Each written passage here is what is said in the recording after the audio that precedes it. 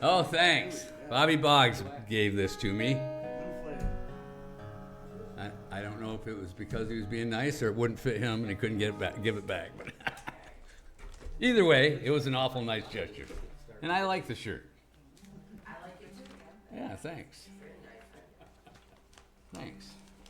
Kind of reminds me of paint job on the Corvette. There you go. You see that? Yeah. Did you ever think that? The flames. The flames. Something about it. Yeah. Well, let's do. I haven't done this one in a long time. All 3 pages on there? He must have stolen the Corvette. That's a lot. Uneasy Rider. Uneasy Rider is actually about 2 groups of Southern folks that run into each other. Key of B? And What key? it is in key of G. Sorry. I thought you were going to sing it in B. No. G, C, and D.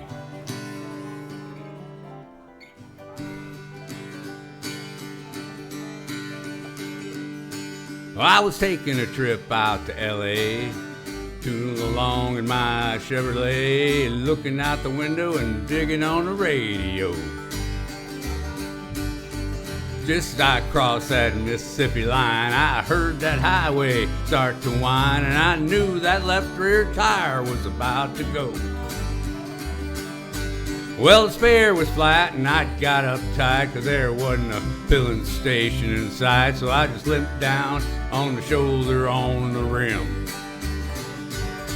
I went as far as I could, and when I stopped the car, it was right in front of this little bar, kind of a redneck-looking place called the Dewdrop Inn. Well, I stuffed my hair up under my hat, and I told the bartender that I had a flat, and would he be kind enough to give me change for one? Well, there's one thing I was sure proud to see. There wasn't a soul in the place except for him and me. He just looked disgusted and pointed towards the telephone. Well, I called up a station down the road a ways, and he said he wasn't very busy today, and he'd have someone out there in just about 10 minutes or so. He said, now you just stay right where you're at, and I didn't bother to tell the darn fool that I sure as heck didn't have any place else to go. Well, I just ordered up a beer and sat down at the bar when some guy walks in and says, who owns this car, with a peace sign, the mag wheels, and the 4 on the floor. Well, he looked at me and I dang near died, and I decided I'd just wait outside, so I laid it out on the bar and headed for the door. Well, just when I thought I'd get out of there with my skin, these 3 big dudes come strolling in with one old drunk chick and some fellow with green teeth. Well, I was almost to the door when the biggest one said, you tip your hat to this lady, son. When I did, all that hair fell out from underneath. Well, now the last thing I wanted was to get in a fight in Jackson, Mississippi on a Saturday night, especially when there was 3 of them and only 1 of me. Well, they all started laughing and I felt kind of sick, and I knew I better think of something pretty quick, so I reached out and kicked old Green Teeth right in the knee.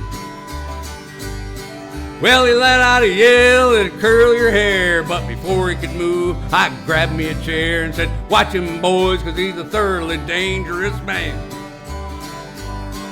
You may not know it, but this man's a spy. He's an undercover agent for the FBI, and he's been sent down here to infiltrate the Ku Klux Klan. Well, he's still bent over, holding on to his knee, but everybody else was listening, looking at me, and I laid it on thicker and heavier as I went. I said, would you believe this man has gone as far as tearing Wallace stickers off the bumpers of cars? He voted for George McGovern for president. Well, he's a friend of them long-haired hippie-type guys. I bet you he's even got a commie flag tacked up on the wall inside of his garage. Well, he's a snake in the grass, I'll tell you guys. He may look dumb, but that's just a disguise. He's a mastermind in the ways of espionage.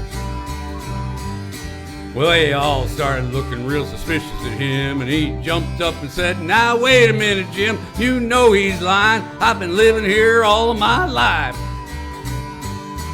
I'm a faithful follower of Brother John Birch, and I belong to the Antioch Baptist Church. And I even got a garage you can call home and ask my wife." Then he started saying something about the way I was dressed, but I didn't wait around to hear the rest. I was too busy moving and hoping I didn't run out of luck. And when I hit the ground, I was making tracks, and they were just taking my car down off the jack. So I threw the man a 20 and jumped in and fired that mother up. Old Mario Andretti would have sure been proud of the way I was moving when I passed that crowd coming out the door and headed toward me at a trot. And I guess I should have gone ahead and run, but somehow I just couldn't resist the fun chasing them all just once around the parking lot. Well, they headed for the car, and I hit the gas, and I spun around and headed them off at the pass. I was slinging gravel and putting a ton of dust in the air. When I hit the road, I was really wheeling, had gravel flying and rubber squealing, and I didn't slow down till I was almost to Arkansas. Well, I think I'm gonna reroute my trip. I wonder if anybody'd think I flipped if I went to LA via Omaha. There we go, thank you.